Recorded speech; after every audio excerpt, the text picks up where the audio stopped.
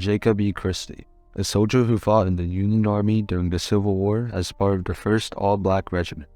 From lying about his age to join the military, to enduring hardships on the battlefield and fighting for equal rights, Jacob's story is one of bravery, hope, and tragedy.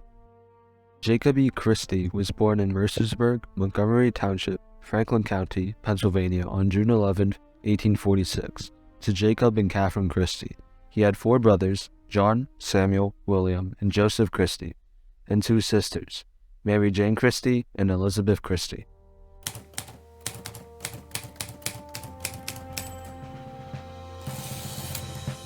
Several months ago, Abraham Lincoln passed the Emancipation Proclamation, which freed all slaves in rebelling Confederate states. Consequently, it allowed African Americans to enlist in the Union Army. Like many others, Jacob decided to quit working as a laborer and join the Union Army. At the age of 16, Jacob enlisted in Reedville, Suffolk County, Massachusetts. To get in, he lied about his age, claiming he was 19 instead of 16 years old. And on May 13th, Jacob Christy officially joined the 1st All-Black Regiment, the 54th Massachusetts Infantry, Company I, as a private. From that day on, Jacob's life would never be the same. Quickly being put to work and enduring strenuous training, Jacob wrote to his sister, Mary Jane Davis. He informed her that he was doing well and she should be at ease. Jacob also noted the strictness of military discipline, saying that when we are in the ranks, we are not allowed to look around or spit or to raise our hand. Throughout the war, Jacob would regularly write to his sister, Mary, keeping her informed on his situation. And soon, Jacob would enter his first battle of the Civil War, along with his 3 brothers, Samuel, William, and Joseph. In July of 1863, the Union Army laid siege to the Confederate city of Charleston, South Carolina, with the aim of capturing the strategically located Fort Wagner. If successful, the Union would have access to Charleston Harbor, which would be a significant step towards securing the city. Initially unable to capture Fort Wagner the first day, Union forces would regroup and soon strike again. The following day on July 18th, the 54th Massachusetts Infantry led the charge in the Second Battle of Fort Wagner. In a chaotic, bloody fight, with screams of pain and rage, mixed with gunfire and the thunder of cannons, Jacob and his fellow soldiers engaged in hand-to-hand combat. The smell of fear, sweat, and blood lingered as soldiers fell and weapons clashed.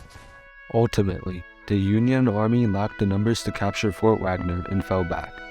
The 54th Regiment suffered heavy losses. Jacob was wounded in his left leg, and their commander, Colonel Robert Goodshaw, was killed in action.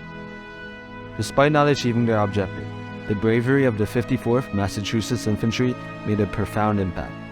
Jacob and his regiment's actions received praise from their comrades and journalists traveling with the army.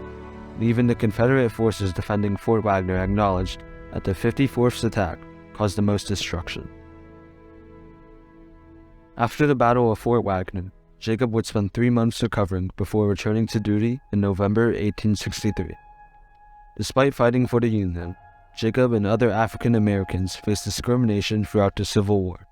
In letters to his sister, Jacob expressed frustration with the unequal pay his regiment received due to the color of their skin, and he avidly fought for the equality of African Americans in the war. On November 24, 1863, Jacob conveyed his disappointment to Mary, writing, "We haven't received no money yet, and from all account, they won't keep us much longer." Not only is money the singular problem, but the weather is sometimes very cool and some days very hot, but it don't get cold enough to freeze ice. Despite these hardships, Jacob remained hopeful and continued to fight. Despite the huge battle at Fort Wagner, the 54th Massachusetts Infantry's actual involvement in the war had only just begun. The regiment would fight in the Battle of Olustee, the Battle of Honey Hill, and the Battle of Boykins Mill, but more notable of the few was the contribution to the Battle of Olustee. The Union Army, including Jacob's regiment, planned to attack Olustee, a small town in Florida. If everything went to plan, it would secure northern Florida. The battle took place on February 20th, 1864, but quickly resulted in a hard defeat for the Union Army, with 1,861 casualties. Among the casualties was Jacob's brother, William Christy.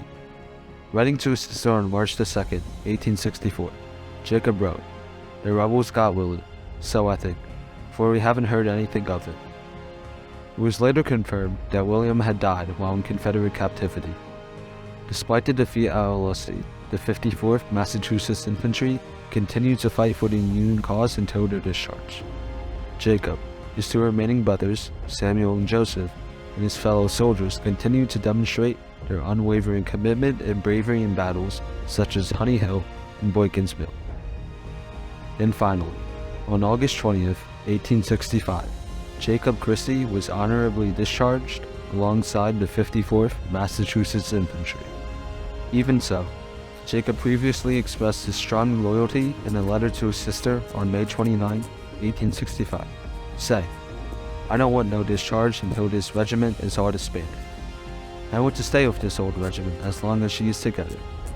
I come away from Massachusetts with it, and I want to go back with it to march through the city of Massachusetts again.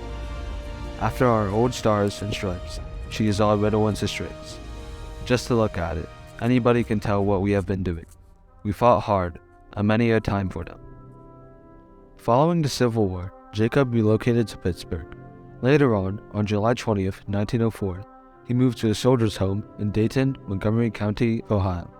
There, Jacob left and re-entered the soldier's home twice, before finally settling down and moving back for the second time on September 21st, 1908. Sadly, Jacob met a tragic end on August 19th, 1913. Newspapers reported that Jacob was stabbed to death by a fellow veteran, Benjamin Butler, who served in the all-black 55th Massachusetts Infantry. It is believed that an argument broke out after Jacob took too long to pass Butler a bowl of oatmeal during dinner. Things escalated outside and soon turned bloody. Butler claimed self-defense, stabbing Jacob twice in the stomach and once in the thigh, severing his femoral artery. Jacob would go on to be buried at Dayton National Cemetery.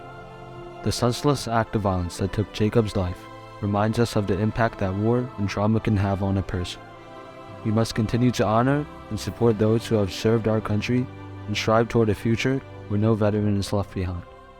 Though Jacob suffered an untimely death, may his memory live on, and may Jacob E. Christy never be forgotten.